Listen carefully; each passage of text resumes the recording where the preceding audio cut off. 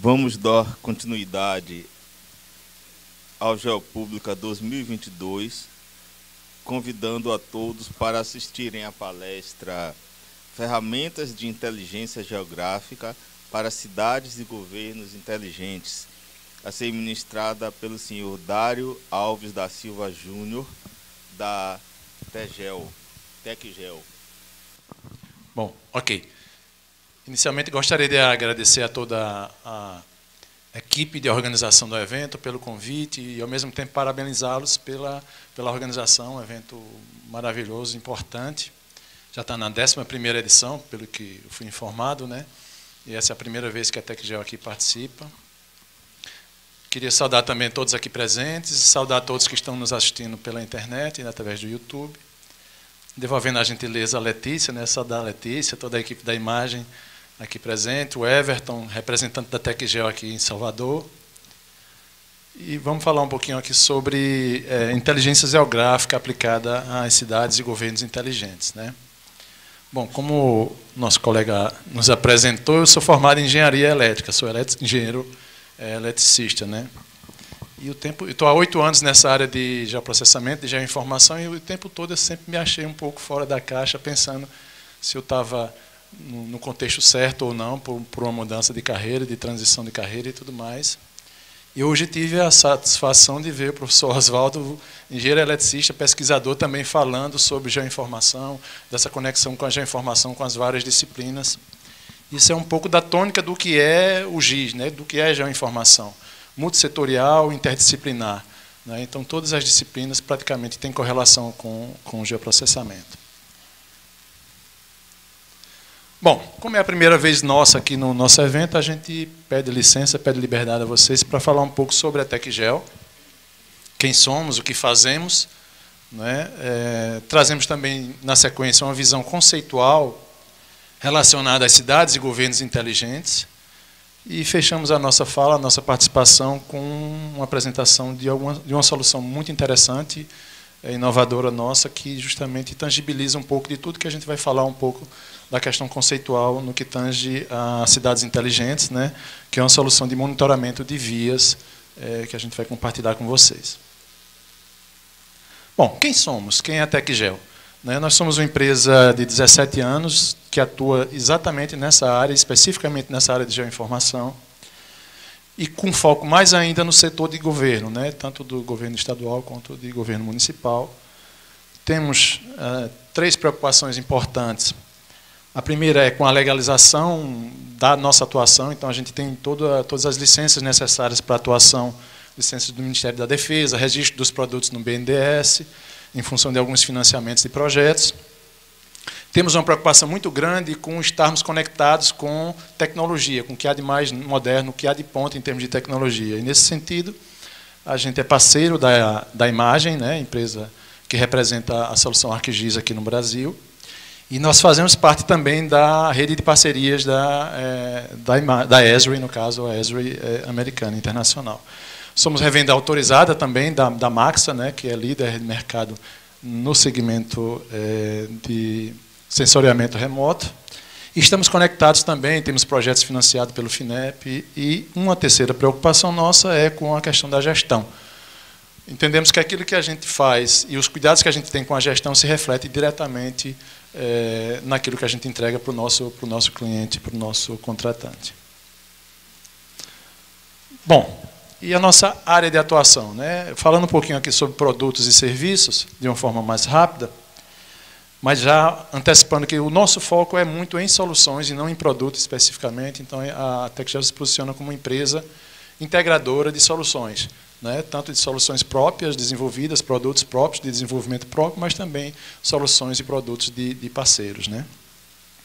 Então, desde o início, fim a fim, toda a cadeia da geoinformação, desde a coleta de dados, com aerofotogrametria, com laser, com imagem de satélite, como a gente já falou, com as soluções da Maxa, que é a líder mundial em soluções de provimento de informações de sensoriamento remoto.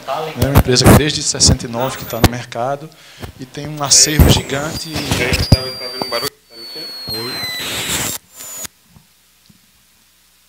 Alô? Ok. E tem um grande acervo de imagens de alta resolução, inclusive acervo que podem ser obtidas de forma mediante consulta, e também a obtenção de imagens novas que são sensoriadas, que são coletadas diariamente, né? Bom, também temos soluções com drones, solução com mapeamento 360, vou passar um pouco mais rápido aqui, né, com todo esse mapeamento de vias, de fachadas de imóveis, porque isso tem muito a ver com as soluções que a gente apresenta em relação ao cadastro imobiliário. Obviamente que depois de toda a coleta de dados é necessário fazer todo o mapeamento de informações, geração de bases cartográficas, modelos digitais de terreno, de superfície, curva de nível, então a gente também tem know-how nessa produção cartográfica.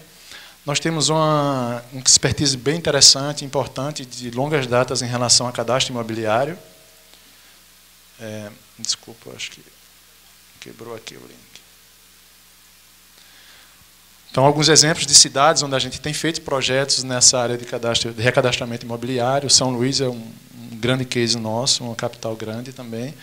E a gente, no trabalho nosso, a gente conseguiu elevar significativamente a arrecadação de IPTU em torno de 114 milhões de reais de ganho de receita e variação de mais de quase 150% do início do projeto até o término do projeto em si. Bom, então, cadastro multifinalitário, socioeconômico, cadastro ambiental rural, consultorias na área de geoprocessamento, plano diretor, implantação de infraestrutura de dados espaciais, planta de valores genéricos para fins de projeto em IPTU, e, obviamente, toda a parte de sistemas de informações geográficas, né, os SIGs, tanto com desenvolvimento sob demanda, e todos esses desenvolvimentos, toda a nossa tecnologia é apoiada em Esri, em ArcGIS, né, SIG multifinalitário de finanças, SIG de atendimento ao cidadão, para fazer justamente essa conexão do cidadão com o órgão público nas suas demandas cotidianas em relação ao que acontece no dia a dia das cidades. Então, soluções que permitem essa comunicação, inclusive, de atendente com o próprio contribuinte, que fica com o aplicativo na mão, fazendo essa comunicação e essa tratativa dos assuntos de interesse da população como um todo. E, obviamente, tudo se transforma em mapa, né? Visualização do que está acontecendo, dos tipos de ocorrência, das demandas do contribuinte e do cidadão em mapas, né? Com os dashboards associados.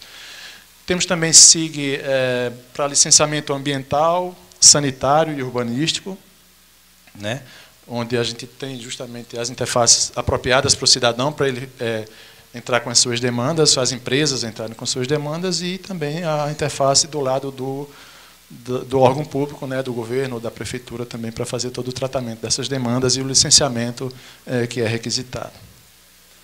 Bom, e aí toda a plataforma ArcGIS, né, que eu não vou também entrar em detalhes, mas só dar uma visão geral, com toda a potência, com toda a capacidade que o ArcGIS tem, né, desde a edição, tratamento, análise, visualização de dados em ambiente desktop, ferramentas para desenvolvimento, ferramentas para publicação de aplicações no ambiente web ou em cloud, ou dentro da empresa, on-premise ou em cloud, e todas as ferramentas de coleta de campo, coletores, justamente para se desenvolver e fazer painéis de gerenciamento.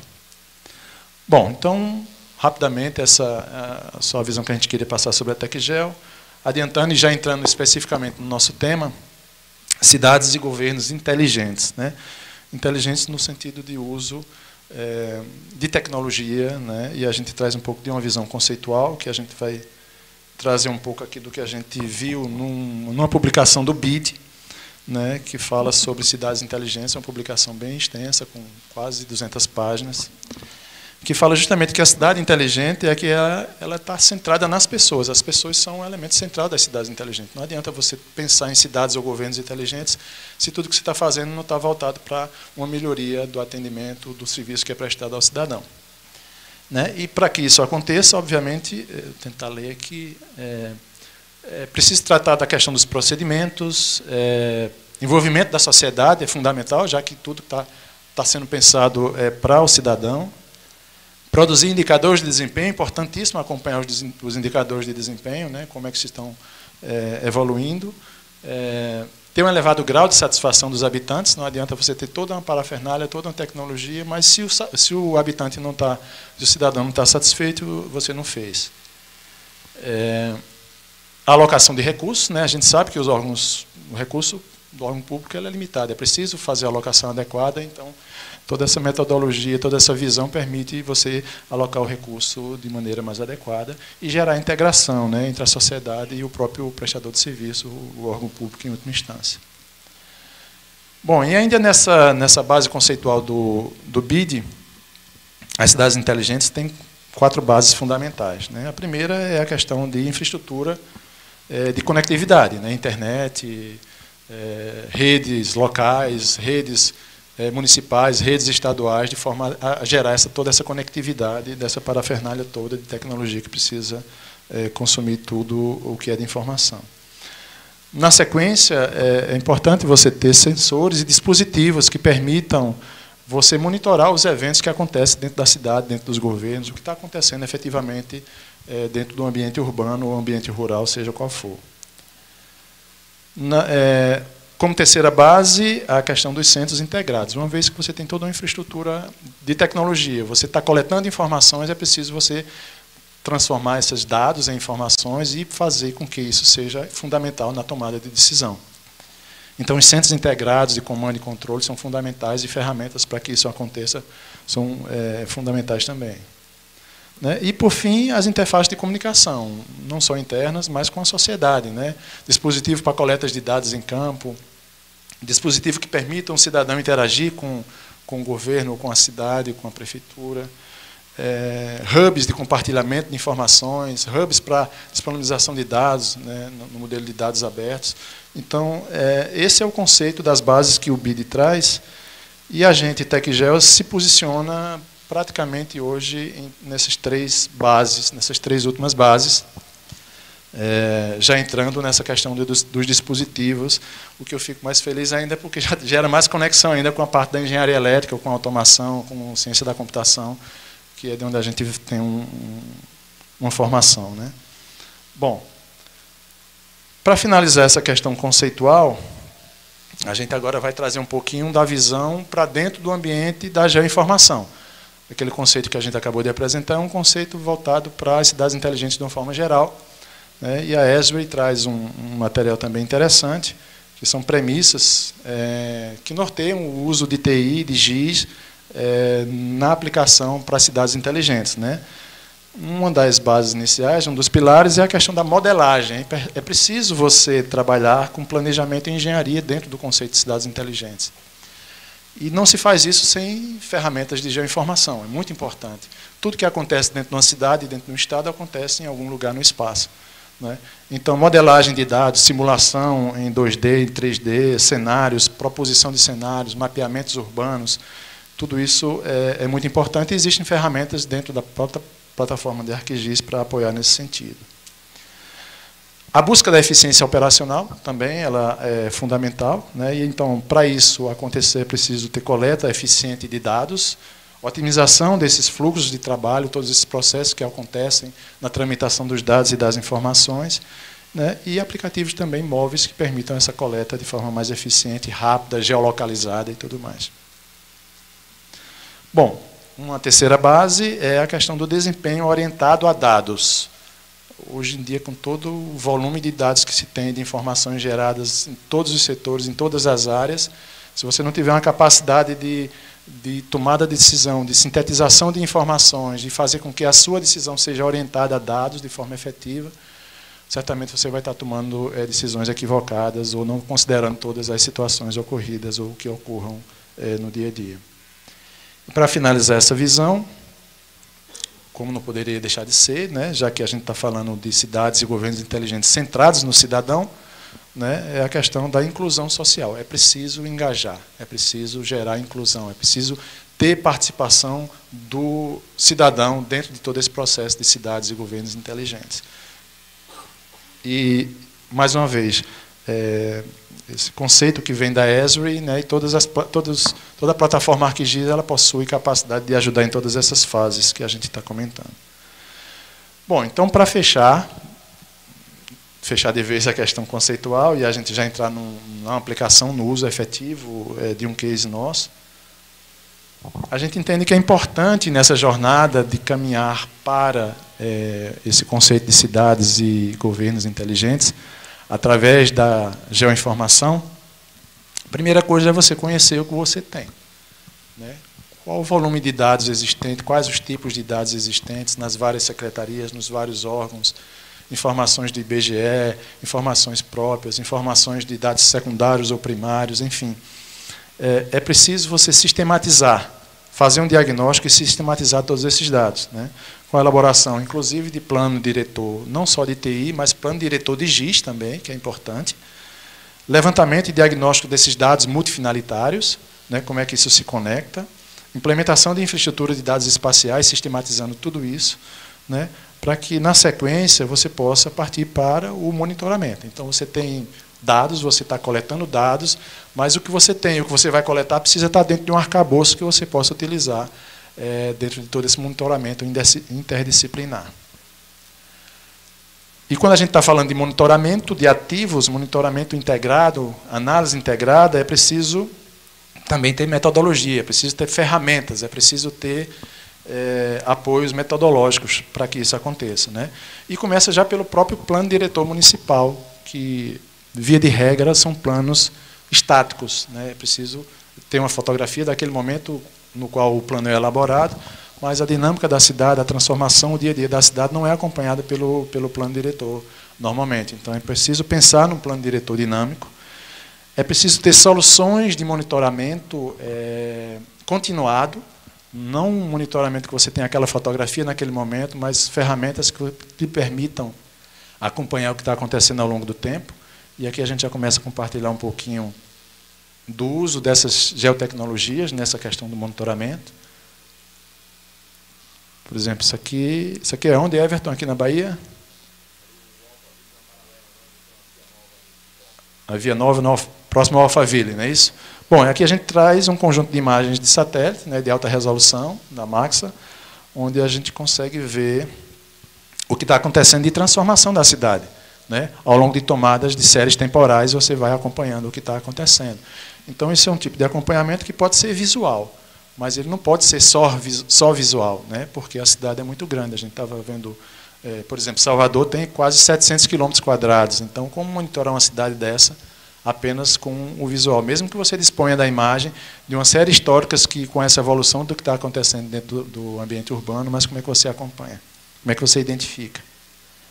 Aqui mais um pouco de Salvador também, com imagens de satélite comparativas, vendo toda uma transformação numa área, não só nas vias públicas, mas também de residências, de ocupação. Isso implica diretamente em IPTU, que muitas vezes o cidadão tem um terreno, faz uma construção, não regulariza na prefeitura, a prefeitura continua cobrando o IPTU como se fosse um terreno e perde a oportunidade de cobrar aquilo que é o correto, que é o IPTU em cima de uma edificação. Mais um pouco também aqui no Aeroclube. Isso, obrigado, Everton. Bom, então, como a gente falou, ok, é importante ter imagem de alta resolução, mas como transformar isso em informação? Como ter um monitoramento de forma sistêmica de uma área grande como é um município como Salvador?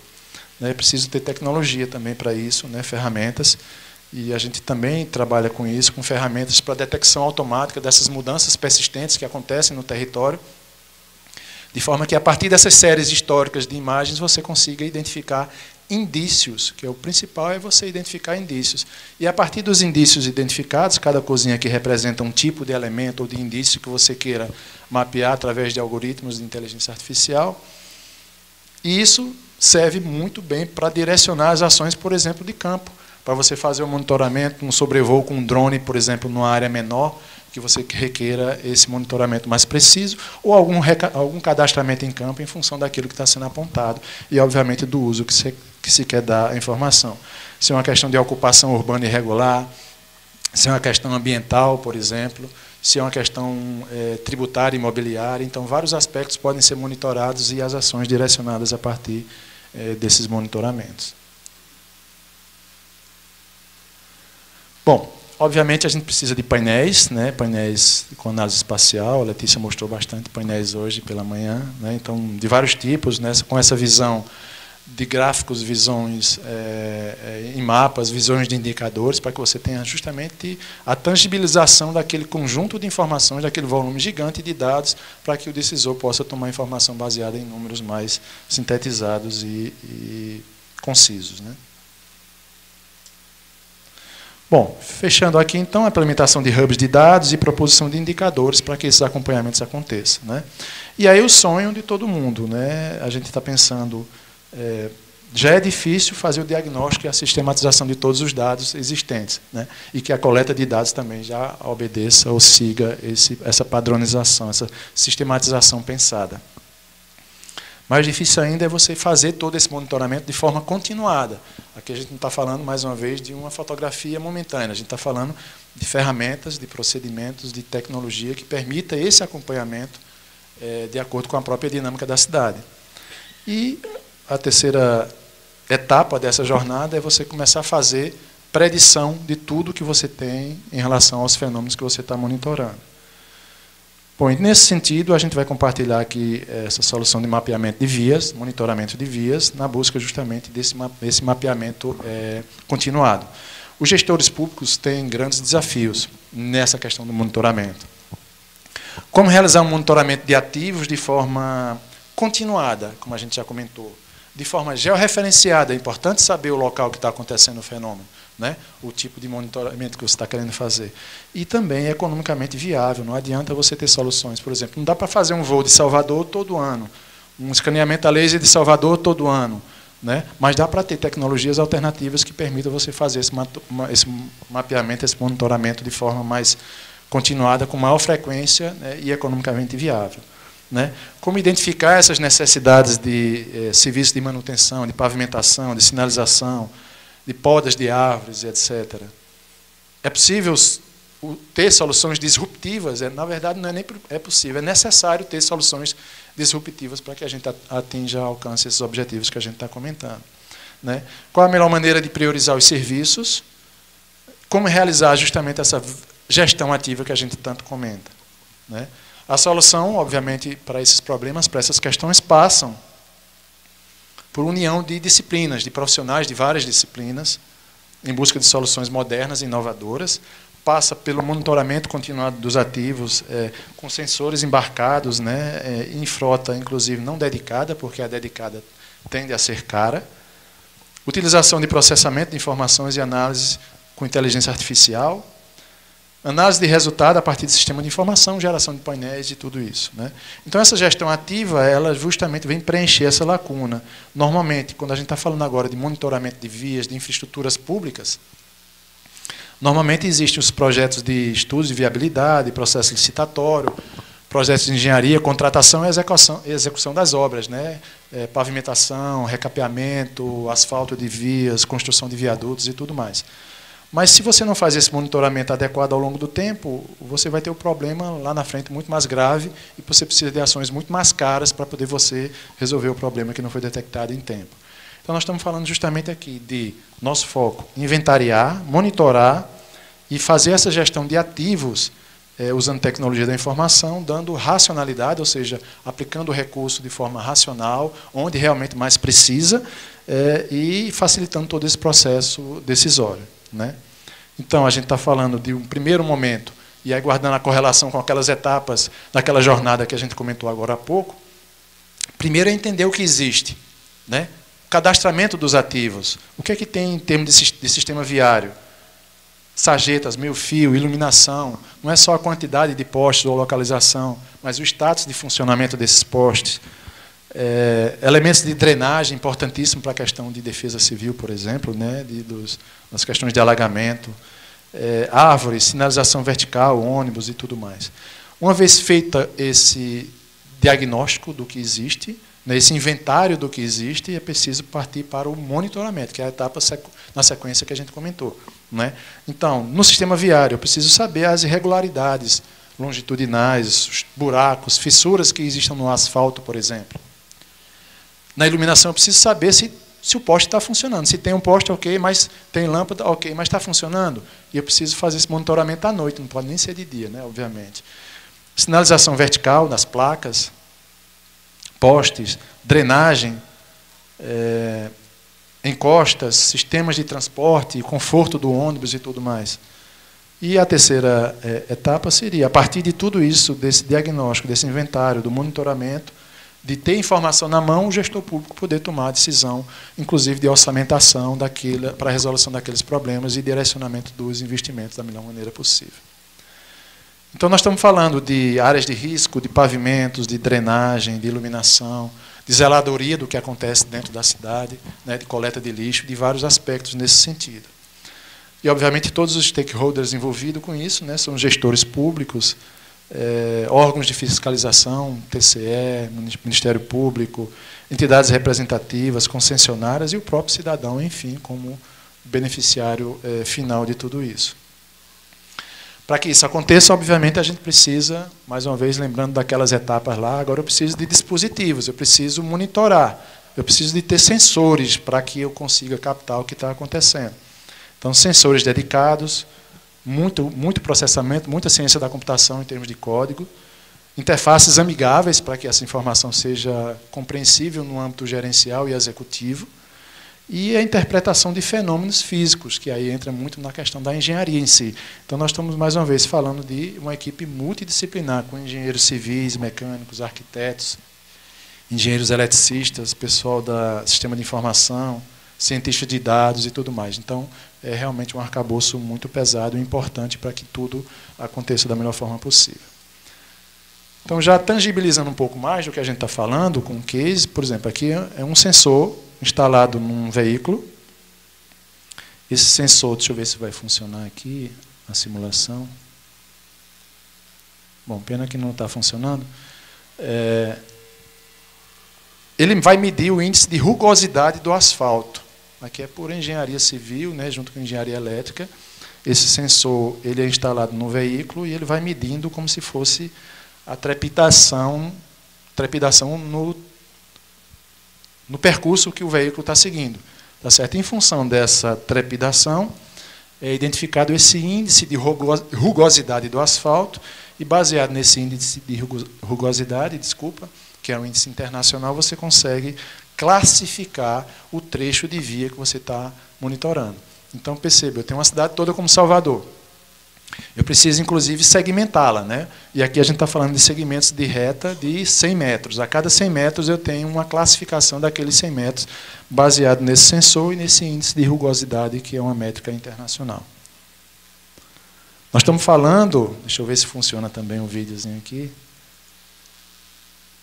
Opa, funcionou. Bom, aqui a gente tem uma câmera instalada num veículo. Não sei se vocês vão conseguir ver na apresentação, mas aqui ele já identificou uma boca de lobo. Então, baseado na imagem, o algoritmo, obviamente, devidamente treinado, vai entender que aquela imagem é uma característica de uma boca de lobo, e já é importante para a gente mapear a rede de drenagem do município. Eu estou vendo aqui remendos no asfalto, lombadas.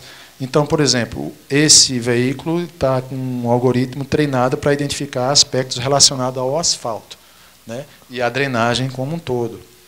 Já esse aqui, esse segundo, por exemplo, já está identificando aspectos da sinalização vertical. Então, se eu tenho uma placa de pare, uma placa de proibido ir à direita, proibido estacionar e parar, enfim, toda essa sinalização vertical que acontece, a gente sabe que diariamente a depredação desse equipamento público, né, é preciso que a prefeitura, que o Estado possa ter informações, mais uma vez, em tempo adequado, georreferenciada e a um custo que justifique você fazer esse monitoramento, senão o monitoramento vai sair mais caro do que a própria obra em si, né? Da mesma forma que eu estou monitorando aqui, por exemplo, placas de sinalização, pode estar sendo monitorado postes, a fiação nos postes, as árvores, o cruzamento da fiação com a árvore, de repente, para verificar se há necessidade de poda em alguma árvore, porque está tendo cruzamento com a fiação elétrica. É possível identificar, inclusive, a inclinação da árvore com a tendência de tombamento ou não dela. Ou seja, vários aspectos importantes desse monitoramento urbano pode ser feito, obviamente, com todo um treinamento do algoritmo, que isso leva um tempo e leva um aprimoramento.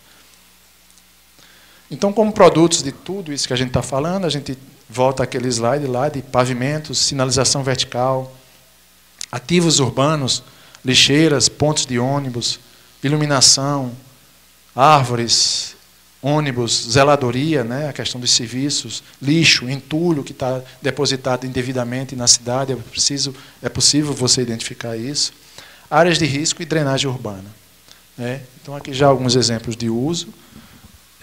Isso aqui é a cidade de São Paulo, onde você tem justamente a caracterização a cada 100 metros desses trechos no estado do asfalto, né? Do índice, baseado no índice de rugosidade, no estado bom, ótimo, regular, ruim ou péssimo. Né? Obviamente, um detalhamento, você tem a cada, mais uma vez, segmento de reta de 100 metros, você tem essa informação.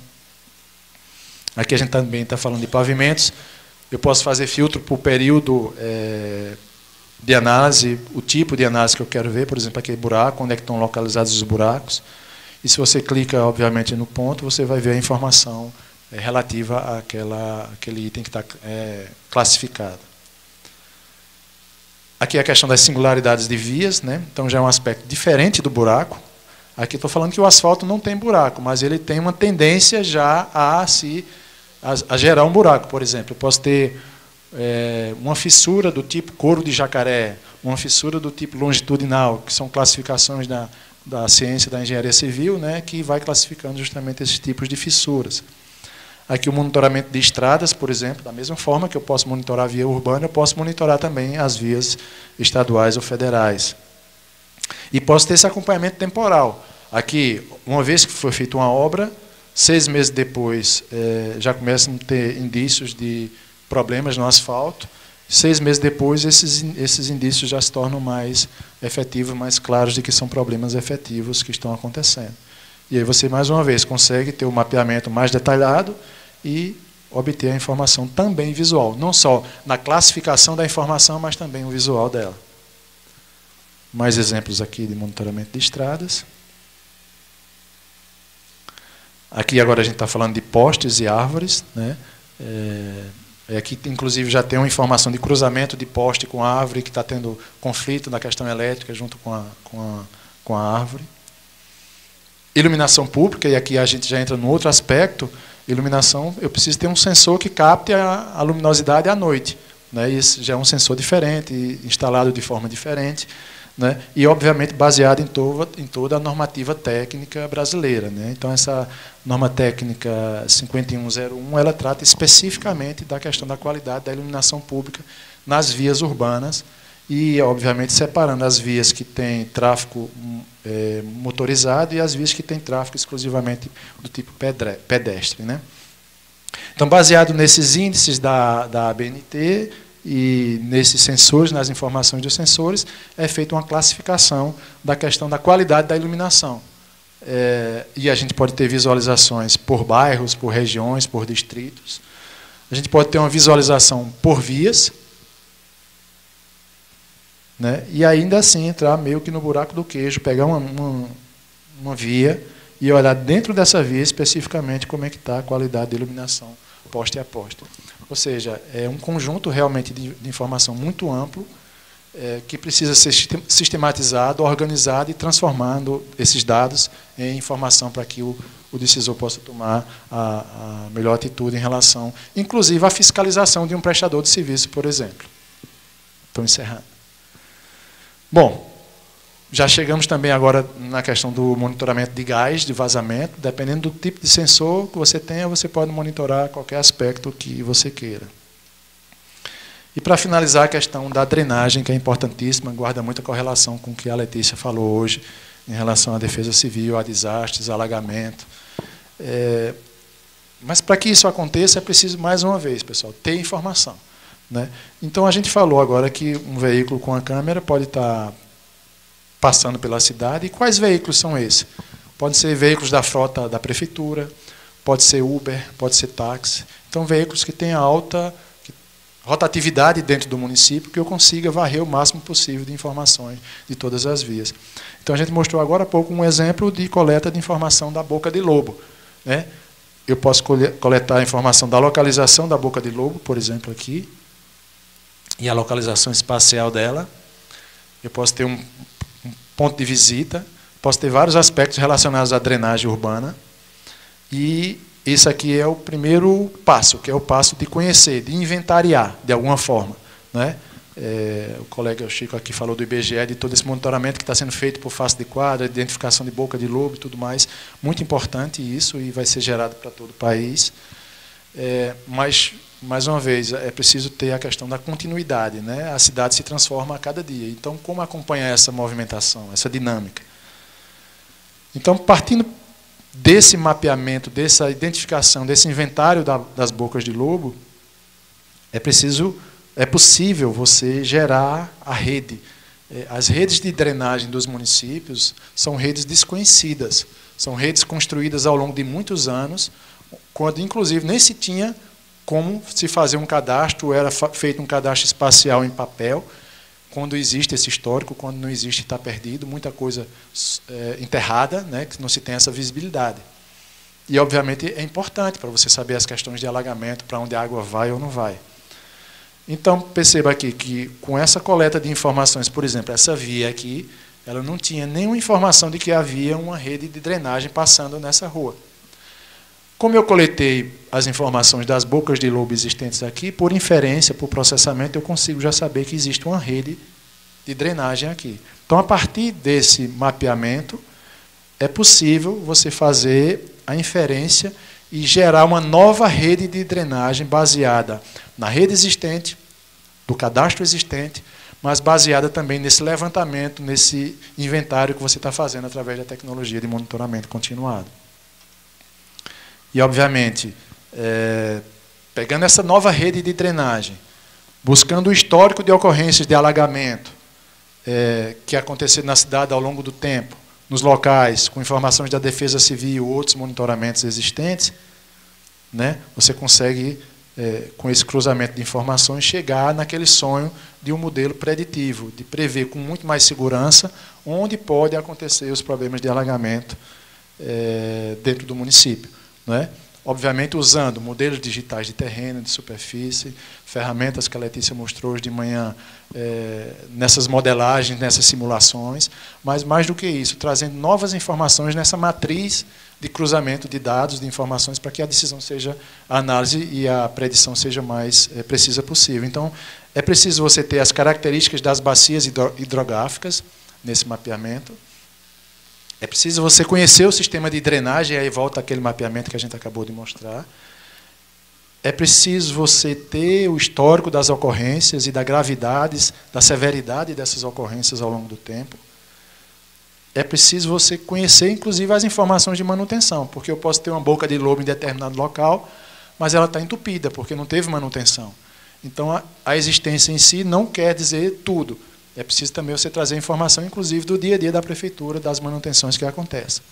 Né? E, obviamente, com base em tudo isso, com os índices pluviométricos, com chuva, fazer as simulações de áreas que seriam alagáveis, com determinado volume de chuva, durante 2 horas, 4, 6 horas em si. Bom, pessoal, tentei ser rápido aqui para cumprir o tempo, e a gente encerra a nossa apresentação, a nossa contribuição. Agradecendo mais uma vez pelo convite, e a gente se coloca à disposição para perguntas. E também com essa foto aqui a gente quer convidar a todos a... Quem não conhecer João Pessoa, vai conhecer, onde até que já é sediada, né, e a gente teria o maior prazer em receber vocês e conhecer esse paraíso, tanto quanto é o paraíso aqui da nossa querida Salvador. Beleza? Então é isso. Gostaríamos de saber se no auditório nós temos alguém que queira fazer perguntas. Sim. Boa tarde, eu sou Jaqueline, da UNEB. Quero parabenizá-lo. E minha pergunta parte no sentido, o senhor falou na sua palestra sobre essa disruptura nas cidades inteligentes, e aí trouxe alguns dos stakeholders que fazem parte desse processo. Eu gostaria de perguntar se tem também um papel do usuário nesse processo, tanto do levantamento dos dados como do monitoramento, se existe hoje e se tem essa pretensão de existir no futuro esse papel do usuário como um dos stakeholders aí nesse processo. Obrigado, Jaqueline, pela pergunta. Você se refere ao usuário no sentido da pessoa, do órgão público ou do cidadão em si? Do cidadão em si. Ah, sim, com certeza. Né? Obviamente, como a gente falou, tudo que é feito dentro do conceito de cidade ou governo inteligente, ele precisa ter como elemento central o cidadão.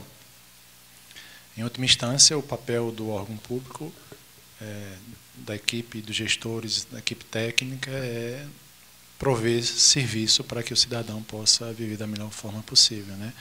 Então, todos esses problemas que a gente está falando aqui são problemas que afetam diretamente ao cidadão. Por exemplo, a questão da problemas de drenagem, alagamento, né? Pessoas que precisam ser removidas, situações de emergência. Então, na hora que você pensa todo esse modelo de cidade inteligente sempre voltado para o cidadão, sempre fazendo a pergunta, será que isso, no final das contas, vai se refletir em algum benefício para o cidadão? Então, você está andando na direção correta em relação a esse conceito de cidade inteligente. Que o BID, eu fiz questão de trazer essa visão do BID, porque é uma visão mundial, não é uma visão só aqui particular no Brasil, é como eles, inclusive, financiam projetos no mundo todo, né, relacionados a cidades sustentáveis, né? Então, o cidadão, sim, com certeza, é o elemento central, e eu diria que naquela ordem ali deveria vir no início, né? Eu vou até inverter, é o principal, é o cidadão. Pronto, só mais uma pergunta. E esses dados também, eu sei que eles são feitos diretamente para uma prefeitura, mas eles são disponibilizados abertamente ou depende da prefeitura? Certamente depende da prefeitura, porque é um dado que é público, mas é um dado que a gente disponibiliza para o nosso contratante. Então, a gente não tem, por várias questões, né, contratuais, como disponibilizar isso diretamente, nem é o papel da empresa contratada, da Tecgel, ou qualquer outra empresa que trabalhe com esse tipo de tecnologia. Então, por isso que também a gente fala na questão desse engajamento com a sociedade, não só no sentido de que tudo que está sendo feito, pensado, seja no sentido de melhorar a vida do cidadão, mas que também ele tem acesso. E a gente fala do cidadão de uma forma geral, por exemplo, as universidades, né, centros de pesquisa, precisam de informações, precisam de dados do IBGE, precisam de dados da cidade, do que está acontecendo, para que também possa se fazer estudos acadêmicos e também a própria população ter acesso a informações de forma adequada, né? Óbvio que você vai organizar essa informação e disponibilizar aquilo que faz sentido do seu ponto de vista de uso em si, né? Que faça sentido para o cidadão e faça sentido também para os órgãos de pesquisa e de estudos. Oi, Dário, parabéns pela apresentação, pelo Obrigado. projeto. Fiquei com uma dúvida aqui, /curiosidade. A gente sabe que esse tipo de projetos são geralmente, né, projetos robustos, um tanto quanto complexos. Sim. E aí eu queria entender, da sua experiência, desses trabalhos com prefeituras, quais são os principais desafios que vocês encontram para implantar esse tipo de projeto? Bom, o principal desafio é a questão da visão do gestor, né? Então, se o gestor não tem a visão e a percepção de valor, é possível até que se contrate e não se dê continuidade, né? Então, o principal desafio, eu diria, é essa questão do convencimento, da importância, da necessidade, né? A gente tem uma tentativa de tangibilizar, não conseguimos chegar ainda no retorno do investimento, né? Até para facilitar esse processo de convencimento, né? Porque, obviamente, os recursos são escassos, é preciso que se coloque o dinheiro público da melhor forma possível, de forma racional, e que, se a gente puder tangibilizar esse retorno, e muitas vezes esse retorno não vem do seu ponto de vista financeiro, né? Ele vem do seu ponto de vista de imagem, de satisfação do cidadão, né? Isso é meio, diria, difícil assim de você tangibilizar. Passada essa fase de convencimento, em si, a operacionalização, a implantação, ela já é, de certa forma, mais conhecida, né? Já experimentada. Essa tecnologia que a gente está falando aqui já está experimentada por 3 anos. Então, a gente está em parceria com a empresa de São Paulo, abordando o mercado, apresentando ao mercado, né, essas soluções, justamente que já com a segurança de que é uma solução experimentada, confiável. E, inclusive, eu não comentei na apresentação, por exemplo, o monitoramento da boca de lobo ou do buraco, ele é feito com o uso da inteligência artificial. Mas a gente tem um processo de ida a campo para verificar se aquele buraco existe efetivamente. Então, a partir daí, você começa a criar índices de precisão desse mapeamento, dessa interpretação via inteligência artificial, inclusive de aprimoramento do algoritmo para o entendimento, né, para esse treinamento do algoritmo em si.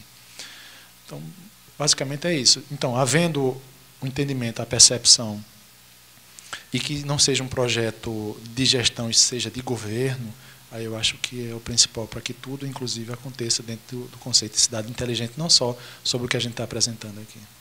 Legal, obrigada. Ok. Eu vou condensar duas perguntas aqui, né, que chegou da internet. João Matos agradece pela palestra e pergunta como está se passando a dimensão ética dessa escala de monitoramento na medida em que impacta a privacidade dos indivíduos, segundo ele. E a outra pergunta de Andrei Arruda qual o nível de adesão dos municípios da Bahia a essas tecnologias? Bom, primeiro João e Andrei, né? Isso. Obrigado pelas perguntas. Quanto à questão ética, eu não vejo como um problema, até porque o que se está monitorando não são pessoas. Nós estamos monitorando, identificando ativos públicos, infraestrutura. Só para entender um pouco mais do processo, imagina 50 carros transitando em Salvador durante todos os dias, dia e noite, por exemplo, fazendo um monitoramento, coleta de informações. Então, esse seria um volume de informações gigantesco, que, inclusive, nem tem como se armazenar dentro do próprio veículo, né? Do dispositivo, do sensor, da câmera e tudo mais. Então, a inteligência ela já, inclusive, está embarcada no dispositivo. Então, o algoritmo está procurando, entre aspas, boca de lobo, ele está procurando árvores, ele está procurando postes, placas de sinalização. Quando ele encontra, ele identifica, e aquela fotografia daquele elemento que está sendo mapeado, ou desejado de ser mapeado, ele é transmitido. Então, a transmissão da informação já é feita de forma seletiva. Eu não estou transmitindo nem informações, nem fotografias de pessoas, né? Estou transmitindo informações, estou coletando dados da infraestrutura pública. Mas, mesmo que fosse de pessoas, a gente já tem Google e tem várias outras situações hoje que captam a imagem de pessoas, e o uso é muito mais aberto do que um uso em si dentro de um órgão público, que inclusive é regido por leis, né, que tem todo um controle, tem LGPD envolvido e tudo mais, faz com que os governos, obviamente, busquem e se preocupem com isso. Mas, em síntese, não há uma preocupação, até porque o elemento, mais uma vez, o elemento mapeado é uma infraestrutura, né? A outra pergunta, desculpa, a respeito da adesão dos municípios da Bahia, qual é a sua percepção da adesão dos municípios da Bahia a essa tecnologia que você tem apresentado? Tá. Foi o Andrei, né, que perguntou? Isso. Bom, quanto à adesão, eu espero que seja a maior possível, né? Como eu falei, a gente está apresentando essa solução, iniciando as apresentações dessas soluções, e mais uma vez agradeço aqui até a abrangência que o evento tem nessa possibilidade de compartilhamento dessas tecnologias, dessas soluções. Nosso contato está aí, então qualquer prefeitura, por favor, que queira conhecer um pouco mais, a gente está à disposição para apresentar sem compromisso, para mostrar os benefícios e tangibilizar tudo isso que a gente está falando. Inclusive fazendo testes, se assim for de desejo. Agradecemos mais uma vez a palestra apresentada por Dário, mandando um abraço para Everton, nosso colega, nosso parceiro também. E queremos informar que o evento presencial do Geopública 2022 ocorre hoje, está se encerrando nesse momento,